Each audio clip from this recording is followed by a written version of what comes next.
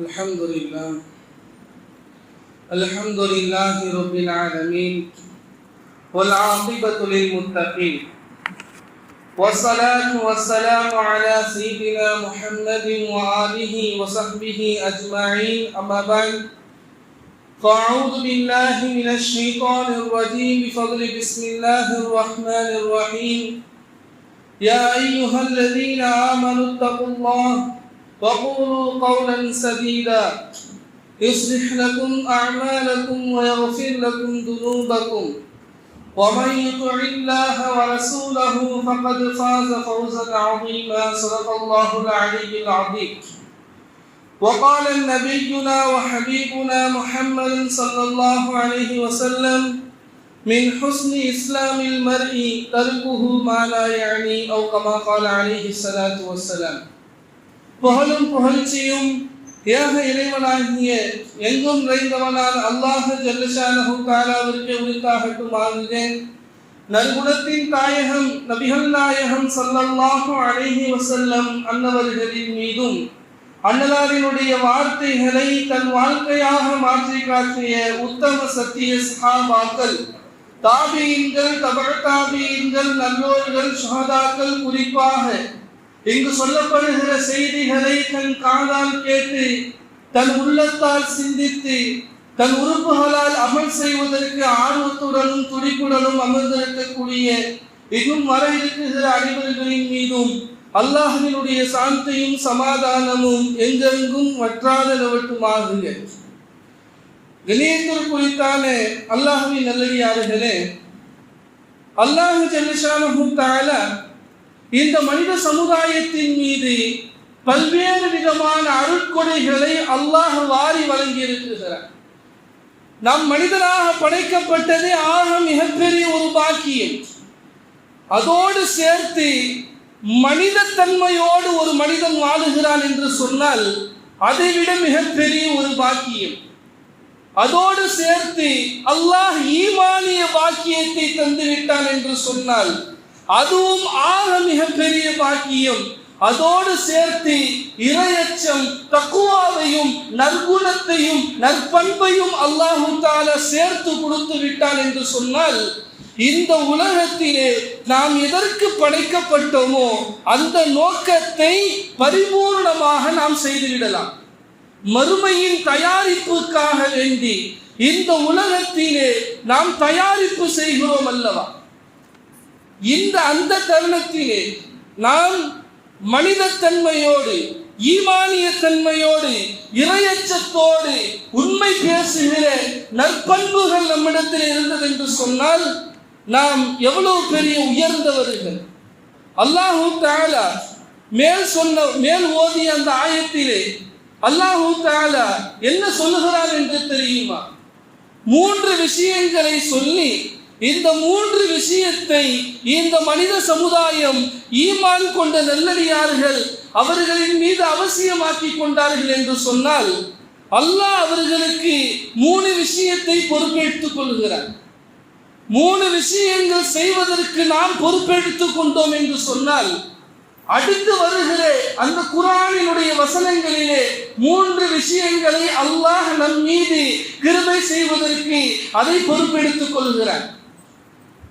இந்த ஆயத்திலே ஆரம்பமாக பார்க்கிற போது யா அய்யுஹல்லதீன ஆமனு, ஓ ஈமான் கொண்டவர்களே என்று சொல்லி அல்லாஹ் ஆரம்பிக்கிறார். ஈமான் தான் அடிப்படை விஷயம் என்பதை நாம் விளங்க கடமைப்பட்டு இருக்கிறோம். ஈமான் தான் மறு உலகத்திற்கான மிகப்பெரிய ஒரு சேமிப்பு. மறுமையிலே நாம் எல்லா விதமான நிஅமத்துகளையும் சொர்க்கத்தையும் அடைய வேண்டும் என்று சொன்னால் அடிப்படை விஷயம் ஈமான் என்பதை நாம் விளங்கிக் கொள்ள வேண்டும். ஆகையால் தான் ஈமானை அல்லாஹ் தஆலா ஆரம்பமாக சொல்லுகிறார். ஒரு நபிமொழியிலே, ஒரு ஹதீஸிலே நபிகள் நாயகம் ஸல்லல்லாஹு அலைஹி வஸல்லம் அவர்கள் இப்படி கூறுவார்கள், இந்த உலகத்திலே ஈமான் கொண்ட நபர்களும் நற்காரியங்கள் செய்கிறார்கள், அல்லாஹ்வின் மீது, இறைவனின் மீது நம்பிக்கை அற்றவர்களும் கூட நற்காரியங்கள் செய்கிறார்கள் தானே.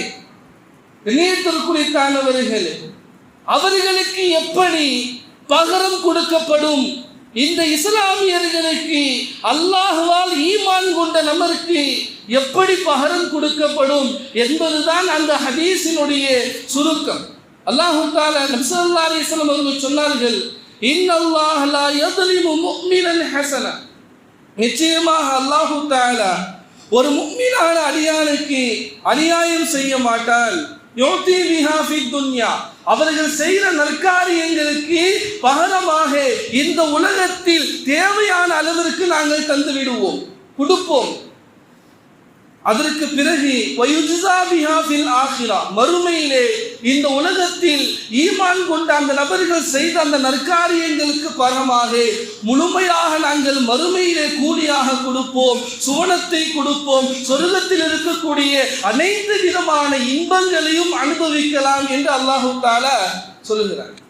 அதற்கு பிறகு வம்மா காஃபிர் இருக்கிறாரே, ஒரு இறை மறுப்பாளர் இருக்கிறாரே, அவரும் கூட இந்த உலகத்திலே தான தர்மங்கள் போன்ற நற்காரியங்கள் பல செய்கிறார்கள். அவர்களுக்கான கூலியின் பகரம் எப்படி அவர்களுக்கு கொடுக்கப்படும்? ஹதீஸிலே நபி ஸல்லல்லாஹு அலைஹி வஸல்லம் அவர்கள் சொன்னார்கள், யுத்இமு பிஹஸனாத்தின் மா அமில பிஹா ஃபித் துன்யா.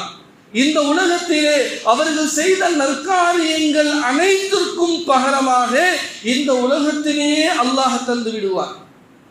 ஹதீஸினுடைய தொடர்ச்சி, ஹத்னா இதா அஃதா இலல் ஆখিরা, மறுமையை நோக்கி இந்த உலகத்திலே மரணித்து கபரினுடைய வேதனை அடைந்து நாளை இறைவனுக்கு முன்பாக நிற்குகிற போது லம் தகுன் லஹு ஹஸனத்துன் இஸ்ஸாபிஹா, அவனுக்கு கூலி கொடுப்பதற்கு எந்த ஒரு கூலியும் எந்த ஒரு நன்மையும் மிஞ்சி இருக்காது. எல்லா நன்மைக்கும் பகரமாக இந்த உலகத்திலேயே அல்லாஹ் தஆலா அதற்கான பகரத்தை கொடுத்து விடுவான். கண்ணியத்திற்குரித்தானவர்களே, ஈமான் தான் மிகப்பெரிய ஒரு நிஅமத் என்பதை நாம் விளங்க கடமைப்பட்டிருக்கிறோம். இரண்டாவதாக அல்லாஹ் தஆலா அந்த ஆயத்திலே சொல்கிறான், யா அய்யுஹல்லதீன ஆமனு இத்தகுல்லாஹ், அல்லாஹ்வை நீங்கள் அஞ்சு கொள்ளுங்கள், இறையச்சத்தை உங்கள் மீது நீங்கள் அவசியமாக்கிக் கொள்ளுங்கள். இந்த உலகத்திலே ஈமானை பாதுகாப்பது இந்த தக்வா, இறையச்சம், அல்லாஹ்வினுடைய பயம் இருந்தால்தான் இந்த ஷரியத் சட்டத்திற்கு தோதுவாக அவனுடைய வாழ்க்கையை அமைத்துக் கொள்ள முடியும் என்பதை நாம் விளங்க வேண்டும். கண்ணியத்திற்குரித்தானவர்களே, இந்த தக்வா, இறையச்சம், அதை பயிற்சி வைப்பதற்காக வேண்டிதான் அல்லாஹ் தஆலா ரமதானை நமக்கு ஆக்கியிருக்கிறான். ரமதான், அதை சுருக்கமாக சொல்ல போனால் ரமதான் இறையச்சத்தினுடைய பயிற்சி கூடம் என்பதாக நாம் சொல்லலாம். ரமதான் இருக்கிறது, அது இறையச்சத்தினுடைய பயிற்சி கூடம். அல்லாஹ் தஆலா நீங்கள் நோன்பு வையுங்கள், அந்த நோன்பு வைப்பதின் மூலமாக உங்களுக்கு எந்த தாக்கம் ஏற்படும், உங்களுக்கு எந்த மாற்றம் ஏற்படும் என்று சொல்கிற போது லஅல்லக்கும் தத்தகூன், நீங்கள் இறையச்சம் உடையவர்களாக ஆகலாம் என்று அல்லாஹ் தஆலா சொல்லுகிறார்.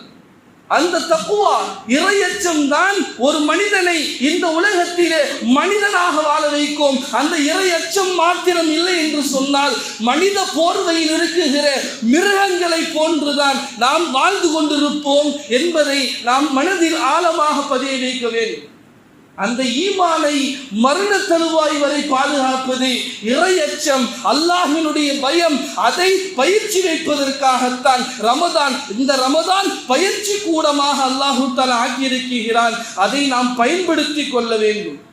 கண்ணியத்திற்குரித்தானவர்களே, இந்த தக்வா, இறையச்சம் இருக்கிறது. இந்த உலகத்திலே மனிதன் எதை தவிர்த்திருக்க வேண்டும், எதை செய்ய வேண்டும், எப்படி நம்முடைய வாழ்க்கையை அமைத்துக் கொள்ள வேண்டும், எல்லா விதமான விஷயங்களையுமே அல்லாஹ் திருமறையிலே கூறியிருக்கிறான். அது தகுந்தால் போல் நம்மை அமைத்துக் கொள்ள வேண்டும். சிறிது திசை திரும்புகிற போது வாழ்க்கையில் அப்படிப்பட்ட கட்டங்களும் சில நேரத்தில் ஏற்படும். நேர்வழியில் ஒரு மனிதன் சென்று கொண்டே இருப்பான். ஷைத்தானும் இந்த உலகமும் அவனை நேர்வழியில் இருந்து திசை திருப்புவதற்காக வேண்டி பல முயற்சிகள், எந்த அளவிற்கு அவனுடைய முழு முயற்சிகள், ஷைத்தானுடைய முழு முயற்சியும் இந்த மனித சமுதாயத்தை சிராத்துல் முஸ்தகீம், நேரான பாதையில் இருந்து வழி தவற வைக்க வேண்டும் என்றுதான். அந்த வழி தவறுகிற போது இறை அச்சம் மாத்திரம் நம்முடைய உள்ளத்திலே அதிகமாக இருந்தது என்று சொன்னால் அந்த ஷைத்தானினுடைய சூழ்ச்சி நம்மிடத்திலே ஏற்படாது. நாம் மாத்திரம் நேரான பாதையில் சென்று கொண்டே இருப்போம். அந்த பாதை எந்த பாதை? மறுமையை நோக்கியான பாதை. அதனுடைய முடிவு சுவனம் என்பதை நாம் விளங்கிக் கொள்ள வேண்டும். கண்ணியத்திற்குரித்தான சகோதரர்கள்,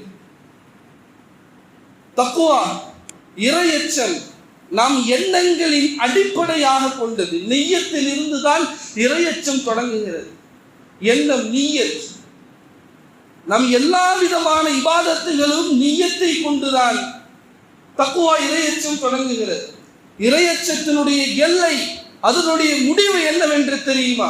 ஹதீஸே ஜிப்ராயில் என்று சொல்லப்படுகிற ஒரு ஹதீஸிலே பெருமானார் ஸல்லல்லாஹு அலைஹி வஸல்லம் அவர்கள் இஹ்சான், உபகாரம் என்று சொன்னால் என்ன என்று ஜிப்ராயில் அலைஹிஸ்ஸலாத்து வஸலாம் அவர்கள் கேட்கிற போது அதற்கு நபி ஸல்லல்லாஹு அலைஹி வஸல்லம் அவர்கள் பதில் சொல்லுவார்கள், இன் தஅபுதுல்லாஹ கஅன்னக தராஹு, நீ அல்லாஹ்வை பார்ப்பதை போன்று நீ வணங்க வேண்டும். அந்த நிலை உனக்கு ஏற்படவில்லை என்று சொன்னால் அவன் உன்னை பார்த்து கொண்டிருக்கிறான் என்ற அந்த எண்ணம் வரும். இதுதான் அந்த நிய்யத்தில் இருந்து ஆரம்பித்து இஹ்சான், உபகாரம், அல்லாஹ்வை நான் பார்த்து கொண்டிருக்கிறேன், அதை நாம் வாழ்க்கையில் அமைத்துக் கொண்டோம் என்று சொன்னால் எந்த பாவமும் ஏற்பட. இறைவன் என்னை சகாதாரமும் பார்த்து கொண்டிருக்கிறான், ஏதாவது தப்பு ஏற்படுமா?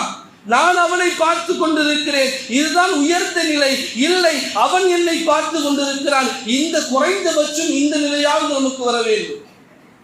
இது வந்துருச்சுன்னா எந்த அமலையுமே நாம் செய்கிற போது நிரப்பமான கூலியை அல்லாஹ்விடத்தில் வாங்கிக் கொள்ளலாம்.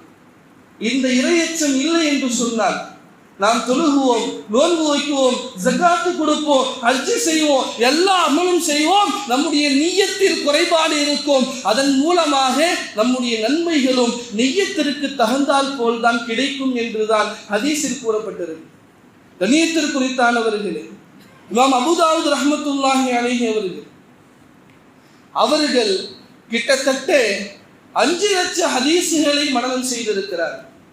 அபூதாவூத் அப்படின்ற ஹதீஸ் நூல் இருக்குல்ல, அந்த நூல் ஆசிரியர் அபூதாவூத் ரஹ்மத்துல்லாஹி அலைஹி அவர்கள் 5 லட்சம் ஹதீஸுகளை மனனம் செய்தார்கள்.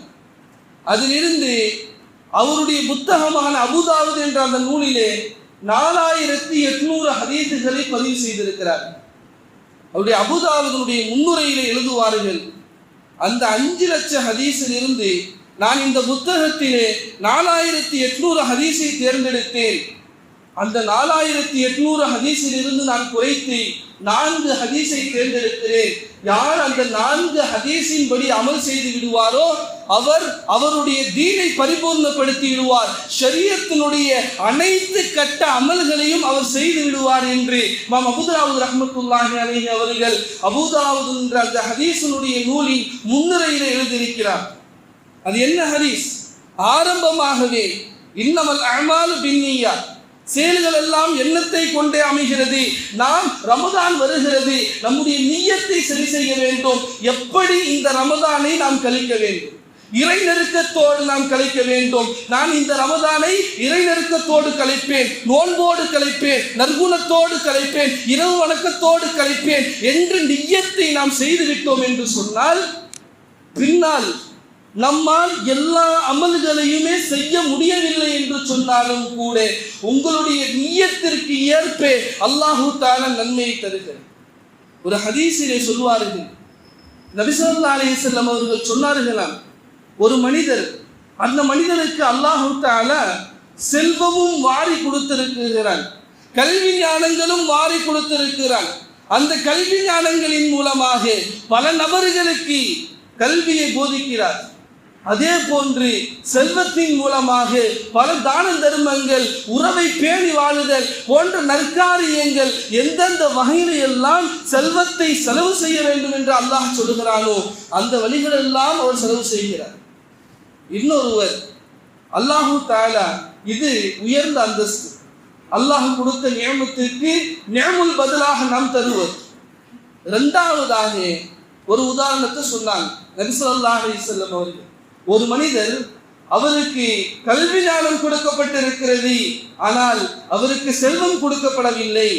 அந்த நபர் நியத்து வைக்கிறார், எண்ணம் கொள்கிறார், என்னிடத்தில் செல்வம் இருந்தது என்று சொன்னால் அந்த மனிதன் எவ்வாறு நற்காரியங்களில் செலவு செய்தானோ, அந்த மனிதன் எப்படி உறவை பேணி வாழ்வதில் சரி செய்தானோ, அல்லாஹ் சொன்ன விஷயங்களிலெல்லாம் அந்த மனிதன் எவ்வாறு செலவு செய்தானோ அந்த செல்வத்தை வைத்து நானும் அப்படி செலவு செய்வேன், நற்காரியங்களின் மூலமாக என்னையும் நான் இணைத்துக் கொள்வேன் என்று ஒரு மனிதன் நியத் செய்கிறான் என்று சொன்னால், நாளை மறுமை நாளிலே இந்த இரண்டு நபர்களும் எழுந்திருக்கிற போது இரண்டு நபருடைய அந்தஸ்தும் ஒரே அந்தஸ்திலே அல்லாஹ் தஆலா எழுப்புகிறான் என்று சொன்னால், நியத்தில் குறித்தானவர்களே, எண்ணம், அந்த நியத் இந்த ரமதானிலே நாம் எப்படி கழிக்க வேண்டும் என்று அந்த நியத்தை நாம் செய்து கொள்கிற போது அல்லாஹ் தஆலா நிரப்பமான கூலியை வழங்குகிறான் என்பதை நாம் மனதிலே ஆழமாக பதிய வைக்க வேண்டும். இரண்டாவதாக நபி ஸல்லல்லாஹு அலைஹி வஸல்லம் அவர்கள் சொன்ன அந்த ஹதீஸை அபூ தாவூத் ரஹ்மத்துல்லாஹி அலைஹி அவர்கள் சொல்கிறார்கள். முதல்ல சொன்ன அந்த ஹதீஸ் இபாதத், வணக்க வழிபாடுகள் அனைத்துக்குமே ஆணி வேறு நிய்யத்து தான். ஒரு மனிதர் ஜகாத்து கொடுக்கிறார், அந்த ஜகாத்து காசு நிய்யத்து செய்யாம அவர் கொடுக்கிறாருன்னு சொன்னா அந்த ஜகாத்துடைய காசு ஜகாத்தாக ஆகாது. ஒன்னு நிசாபை எடுத்து வைக்கக்கூடிய அந்த சந்தர்ப்பத்திலே நிய்யத் செய்ய வேண்டும், அல்லது அந்த ஜகாத்தை கொடுக்கக்கூடிய அந்த தருணத்திலே அவர் ஜகாத் என்பதாக நிர்ணயம் செய்து கொள்ள வைக்க வேண்டும், நிய்யத்து செய்து கொள்ள வேண்டும். அப்போதுதான் அந்த ஜகாத்து கூடும், ஜகாத்திலே ஆகும். ஹஜ் அப்படிதான், நோன்பும் அப்படிதான். நிய்யத்தின் அடிப்படையில் தான் எல்லா விதமான வணக்க வழிபாடுகளும் நிரப்பமான கூலியை நமக்கு தரும் என்பதை நாம் நினைவில் கூற கடமைப்பட்டிருக்கிறோம். இரண்டாவதாக குறிப்பிட்டார்கள், மின் ஹுஸ்னி இஸ்லாமில் மறை தர்குஹு மா லா யானி. இஸ்லாத்திலே ஒரு மனிதனுக்கு அழகு என்னவென்று சொன்னால் தர்குஹு மா லா யானி, தேவையில்லாத விஷயத்தை அவன் விட்டுவிடுவதாகும் என்பதாக சொன்னார். கண்ணியத்தில் குறித்தானவர்களே, தேவையில்லாத விஷயத்தை நாம் ஏற்படுகிற போது தேவை உள்ள விஷயங்களை நாம் செய்வதற்கு தவறிவிடுகிறோம். ரமலானிலும் கூட ஸல்லல்லாஹு அலைஹி வஸல்லம் அவர்கள் இப்படி ஒரு ஹதீஸை குறிப்பிடுவார்கள், மல்லம் யதா கௌல ஸூர் வல் அமல் பிஹா. யார் கெட்ட விஷயங்களிலே, பொய்யான விஷயங்களிலே ஈடுபட்டு கொண்டும் அதை செய்து கொண்டும் இருக்கிறார்களோ அவர்கள் ஃபலைஸ லில்லாஹி ஹாஜத்துன் அன் யதா துஆமுஹு வ ஷராபுஹு, அவன் பட்டினியாக தாகித்து இருப்பதற்கு எந்த ஒரு பிரயோஜனமும் இல்லை என்று அல்லாஹ் தஆலா சொல்வதாக சொல்கிறார். கண்ணியத்திற்குரித்தானவர்களே, நம்முடைய கெட்ட எண்ணங்கள் ஒரு பக்கம் நல்ல அமலா செஞ்சுட்டு இருக்கிறோம், ஒரு பக்கம் பாவமாக செஞ்சுட்டு இருக்கிறோம். இதுக்கு என்ன உதாரணம் தெரியுமா? ஒரு டேங்க்ல தண்ணி மாத்திர கீழே மேல இருந்து நம்ம ஊத்திக்கிட்டே இருக்கிறோம், ஆனா கீழே ஆங்காங்கு ஒரு சில ஓட்டைகளை போட்டு விட்டுறோம். அந்த டேங்க் ஒருபோதும் ரொம்புமா? தண்ணி வந்துகிட்டே இருக்கும், ஒருபோதும் நம்பார். நன்மை செய்து கொண்டு நாம் பாவமும் செய்வேன் என்று சொன்னால் இந்த நிலைதான். ஆனால் நம்ம நன்மைகள் செய்து கொண்டுதான் இருக்கிறோம், ஆனா பாவமும் செய்யல. ஆனா சின்ன சின்ன பாவங்கள் நம்மிடத்தில் ஏற்பட்டு விடுது. அல்லாஹ் தஆலா சொல்றா, இன்னல் ஹஸனாத்து யுத்ஹிபுன ஸய்யா, நிச்சயமாக நற்காரியங்கள் பாவங்களை அழிக்கும், சின்ன பாவங்களை அழிக்கும் என்று அல்லாஹ் தஆலா சொல்கிறார். இப்போ அதே ஒரு டேங்க் நல்லா இருக்கு, ஓட்டையெல்லாம் இல்லை, ஆனா தூசி இருக்குது அந்த தண்ணியில. அந்த நீரை நாம் ஊற்றுகிற போது ஊற்றிக்கொண்டே இருக்கிறோம், உள்ள இருக்கிற நீரும் வெளியே வந்துவிடும், கலங்களாக இருக்கக்கூடிய அழுக்கான நீரும் வெளியே வந்துடும், சுத்தமான நீர் மாத்திரம் கடைசியில் தேங்கி நிற்கும். அதுதான் இன்னல் ஹஸனாத்து யுத்ஹிபுன ஸய்யா, நிச்சயமாக நற்காரியங்கள் சின்ன பாவங்களை போக்கிவிடும். ஈமான் கொண்ட நபர்கள் நல்ல அமல்கள் செய்கிற போது சில பாவங்களை அல்லாஹ் போக்கி விடுவான். ஆகையால் இந்த ரமதானுடைய காலகட்டத்தில் நாம் நன்மை செய்வதோடு பாவங்களை விட்டும் தவிர்ந்திருக்க வேண்டும் என்பதை நாம் ஆழமான மனதிலே ஆழமாக நினைவு கூற கடமைப்பட்டிருக்கும். கண்ணியத்திற்குரித்தானவர்களே, இன்று தேவையில்லாத விஷயங்கள் எத்தனையோ நாம் செய்து கொண்டிருப்பதின் காரணமாக நாம் எதை செய்ய வேண்டும், முக்கியமாக இந்த ரமதானுடைய காலகட்டத்தில் எதை செய்ய வேண்டும், எதை நாம் செய்யக்கூடாது, அல்லாஹ் எதையெல்லாம் நமக்கு தடுத்தான், அதையெல்லாமே நம்ம என்ன செய்யணும், இது பண்ணணும். எந்த அளவிற்கு சொல்ல போனால் இந்த ரமதான் எப்படி நமக்கு பயிற்சி கூடமாக அமைகிறது என்பதை நாம் விளங்கிக் கொள்ள வேண்டும். அல்லாஹ் தஆலா எப்படி விளக்குகிறான்னு சொன்னா, ஹலாலான ஒரு வஸ்து, உணவு ஹலால், குடிபானம் ஹலால். சாலிஹான அந்த மனைவி நமக்கு கொடுக்கப்பட்டிருக்க அவங்களிடத்தில் ஜிமா செய்வதும் இல்லறத்தில் ஈடுபடுவதும் ஹலால். இந்த மூன்றுமே ஹலாலான வஸ்து தான், எப்போ? மற்ற எல்லா நேரங்களிலுமே. ஆனால் ரமதானிலே நோன்பு வைத்த நிலையில் இவைகள் எல்லாம் ஹராம். நோன்பு வைத்த நிலையிலே தண்ணி குடிச்சா நோன்பு முடிஞ்சிடும், சாப்பிட்டா நோன்பு முடிஞ்சிடும். ஒரு ஹலாலான ஒரு வஸ்தை வைத்து உங்களை அல்லாஹ் பயிற்சி செய்கிறான். நமக்கு அருகாமையில் நீர் இருக்கும், நமக்கு அருகாமையில் உணவு இருக்கும், ஆனால் என்னை அல்லாஹ் பார்த்து கொண்டிருக்கிறான், நான் குடிக்க மாட்டேன். அல்லாஹ் என்னை பார்த்து கொண்டிருக்கிறான், நான் சாப்பிட மாட்டேன். நீத்திற்குறித்தானவர்களே, இதுதான் பயிற்சி கூடம், இதுதான் இறையச்சத்தினுடைய பயிற்சி கூடம் என்பதை நாம் விளங்க கடமைப்பட்டிருக்கிறோம். நீத்திற்குறித்தானவர்களை மூன்றாவதாக சொன்னார்கள், இன்னல் ஹலால பையினும் வ இன்னல் ஹராம பையினும். இந்த உலகத்திலே குர்ஆனை கொண்டு ஹதீஸுகளை கொண்டு அல்லாஹு தஆலா இவைகளெல்லாம் ஹராம் இவைகளெல்லாம் ஹலால் என்று சொல்லிவிட்டான். ஆனால் பைனஹுமா முஷ்தபிஹாத், இதற்கு மத்தியிலே ஒரு எப்படிப்பட்ட ஒரு விஷயம் இருக்குன்னா, அது ஹலால் என்பதாகவும் சொல்ல முடியாது, ஹராம் என்பதாகவும் சொல்ல முடியாது. அப்படிப்பட்ட ஒரு முஸ்தபிஹத்தான ஒரு ஒப்புமையான ஒரு விஷயம் இருக்குது.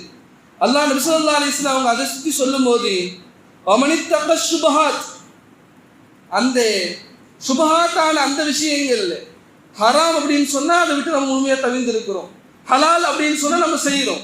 ஆனால் ஒரு விஷயம் ஹலால்னு தெரியல, ஹராம்னு தெரியல, அதை என்ன செய்யணும் அப்படின்னு சொன்னால் அமனித்தக சுபஹாத்து, அந்த சுபஹத்தான விஷயத்தை விட்டும் யார் தவிர்த்து கொள்கிறார்களோ இஸ்தபர்ர லிதீனிஹி வ இர்திஹி, அவருடைய மார்க்கத்திற்கும் அவருடைய கண்ணியத்தையும் அவர் பாதுகாத்து கொண்டார் அப்படின்ற வார்த்தையை நபி ஸல்லல்லாஹு அலைஹி வஸல்லம் சொன்னார்.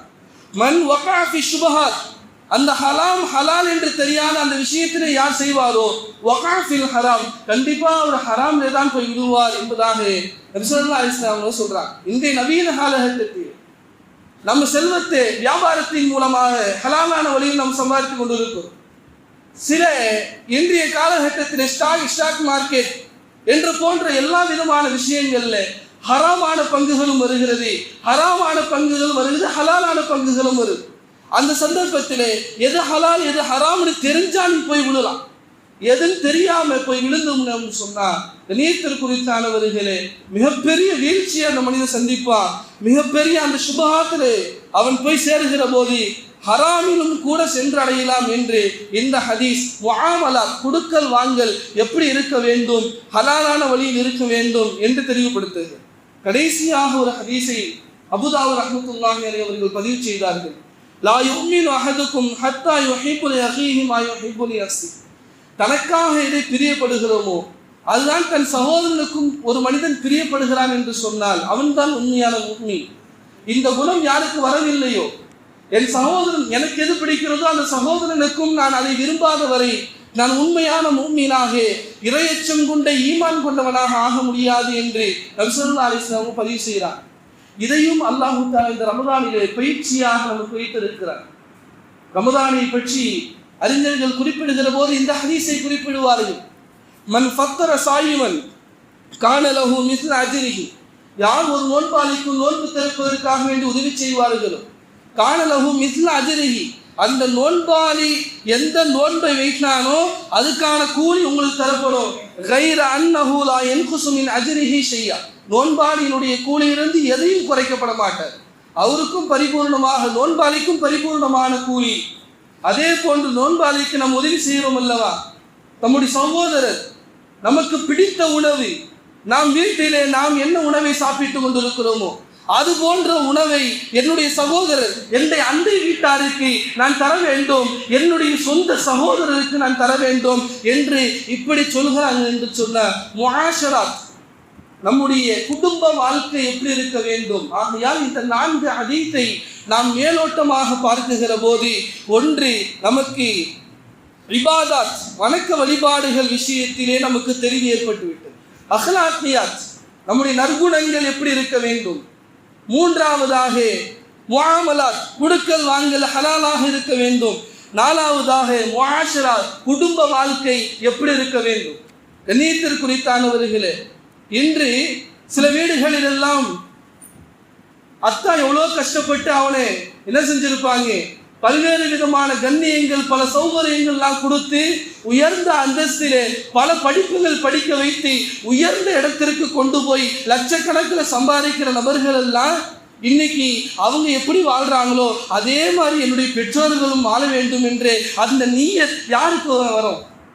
ஈமான் கொண்ட அந்த இறையச்சம் அல்லாஹ்விற்கு பயந்தவர்களுக்கு தானே வரும். கண்ணியத்திற்கு குறித்தானவர்களே, ஆகையால் அதுதான் நம்ம அப்பப்ப சொல்லுவோம், ஷரியத்தினுடைய மார்க்க கல்வியையும் நாம் எப்படி உலக கல்வியினுடைய முக்கியத்துவத்தை விளங்கி நாம் சொல்லிக் கொடுக்கிறோமோ அதே போன்று ஷரியத்தினுடைய சட்டங்களும் சேர்த்து நீங்கள் சொல்லிக் கொடுத்தீர்கள் என்று சொன்னால், மக்தப் மதரசாக்கள் நிரம்பியது என்று சொன்னால், கண்ணியத்திற்கு குறித்தானவர்களே, உங்களை உங்கள் பிள்ளைகள் கண்ணியப்படுத்துவார். அவர்களுடைய ரூம்ல ஏசி, அவர்களுடைய ரூம்ல பெரிய பெட்டு. ஆனா அத்தா அம்மா எப்படி இருக்கிறாங்க, அவங்க எந்த வீட்டில் இருக்கிறாங்க, அவங்களுடைய நிலைமை என்ன? கண்ணியத்திற்கு குறித்தானவர்களை எதுவும் கண்டுக்கிறது கிடையாது. அதே போன்று தன்னுடைய சகோதரன் எந்த நிலைமையில் இருக்கிறான், அதெல்லாம் எனக்கு தேவையில்லை, நான் நல்ல நிலைமையில் இருக்கிறேன் என்று சொன்னால் அது ஈமான் கொண்டவருடைய அடையாளமா என்பதை நாம் யோசித்து பார்க்க வேண்டும். ஈமான் கொண்டவருடைய அடையாளம் எப்படி இருக்க வேண்டும்? நான் எப்படி இருக்கணும்னு ஆசைப்படுறனோ அதே போன்று என்னை சுற்றி இருக்கவர்களும் அது போன்று இருக்க வேண்டும் என்று ஆசைப்படுவது தானே முஆஷரா, குடும்ப வாழ்க்கையில் மிகப்பெரிய ஒரு சிறப்பை, நுணுக்கத்தை பெருமானார் ஸல்லல்லாஹு அலைஹி வஸல்லம் அவர்கள் சொல்லி காட்டினார். நம்ம ஆரம்பத்தில் சொன்னோம், நீங்க 3 விஷயத்தை செஞ்சீங்க அப்படின்னு சொன்னா ஈமான், தக்வா, மூணாவதான விஷயம் என்னவென்று சொன்னால் வக்கூலு கௌலன் சதீதா, நீங்கள் உண்மையை பேசுகிற அந்த நிலைமைக்கு நீங்கள் தள்ளப்பட்டு விட்டீர்கள் என்று சொன்னால், இந்த 3 குணத்திற்கு நீங்கள் பொறுப்புதாரிகளாக பொறுப்பெடுத்து கொண்டு இதை செய்து கொண்டீர்கள் என்று சொன்னால் அல்லாஹ் 3 விஷயத்தை பொறுப்பெடுக்கிறார். அதில் முதலாவது விஷயம் என்னவென்று சொன்னால் யுஸ்ரிஹ் லக்கும் அஅமாலக்கும், உங்களுடைய அமல்களை அல்லாஹ் சரிப்படுத்துகிறான் என்று சொல்கிறார். கண்ணியத்திற்கு குறித்தானவர்களே, இன்று அமல் செய்வதற்காக வேண்டிதான் நம்முடைய அமலை சரிப்படுத்திக் கொள்ள வேண்டும் என்பதன் காரணமாகத்தான் நம்ம ஜமாத்துக்கு போறோம்.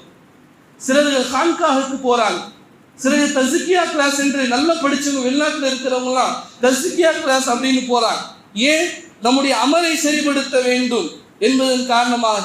கண்ணியத்திற்கு குறித்தானவர்களே, ஈமானில் உறுதி, தக்வா, இறையச்சம் நம்மிடத்தில் வந்து விட்டது என்று சொன்னால், உண்மை பேசுகிற நபர்களாக நாம் ஆகிவிட்டோம் என்று சொன்னால், உங்களுடைய அமலை நான் சரிப்படுத்துகிறேன் என்று அல்லாஹுவே வாக்குறுதிவாங்க. 2வது யக்ஃபிர் லக்கும் துனூபக்கும், உங்களுடைய பாவங்களை நீங்கள் மரணித்ததற்கு முன்பாக அல்லாஹ் உங்களுடைய பாவங்கள் முழுக்கையும் மன்னிச்சிருவான். இந்த ஈமான், தக்வா, இறையச்சம். 3வதாக எப்போதுமே உண்மை சொல்லுக இந்த நிலைமை நம்மிடத்தில் இருந்தது என்று சொன்னால் அல்லாஹுக்கும் அவருடைய ரசூலுக்கும் அடிபணுகிற அந்த வட்டத்தில் நாம் உள்ள வந்து விடுவோம். அதுதான் அல்லாஹு தஆலா சொல்றான், வம யுதிஇல்லாஹ வ ரசூலஹு, அல்லாஹுக்கும் அவருடைய தூதருக்கும் யார் வழிபடுவார்களோ. எப்படிங்க? வெற்றி இல்லை, அல்லாஹ் தஆலா வெற்றி என்ற வார்த்தை பயன்படுத்தவில்லை. ஃபகத் ஃபாஸ ஃபௌஸன் அஸீமா, இந்த உலகத்திலே மகத்தான வெற்றி, இந்த உலகத்திலும் மகத்தான வெற்றி, நாளை மறுமையிலும் மகத்தான வெற்றி அல்லாஹு தஆலா கொடுப்பான். ஆகையால் ஈமானிலே உறுதியானவர்களாக அல்லாஹ் நம்மை ஆக்குவானாக. இறையச்சத்தை இந்த ரமதானிலே நாம் முழுமையாக பயிற்றுவிக்கக்கூடிய, அல்லாஹ் சொல்லுகிற விதத்தில் நாம் நடந்து கொண்டு இறையச்சம் உள்ளவர்களாக அல்லாஹ் நம்மை ஆக்கி அருள் புரிவானாக. எந்த தருணத்திலும் உண்மையே பேசுகிற மனிதர்களாக அல்லாஹ் நம்மை ஆக்கி அருள் புரிவானாக. அந்த சந்தர்ப்பத்திலே யா அல்லாஹ், மரணத்திற்கு முன்பாக நாங்கள் செய்த அமல்களை நீ ஏற்றுக்கொள்வாயாக, எங்களுடைய பாவங்களை மன்னிப்பாயாக. இந்த உலகத்திலும் மறு உலகத்திலும் மகத்தான வெற்றியை எங்கள் அனைவருக்கும் தந்தல் புரிவாயாக என்று பிரார்த்தித்து இந்த உரையை முடித்துக் கொள்கிறேன். வாஹிரு தஅவானா அனில் ஹம்துலில்லாஹி ரப்பில் ஆலமீன். அஸ்ஸலாமு அலைக்கும் வரஹ்மத்துல்லாஹி வபரகாத்துஹு.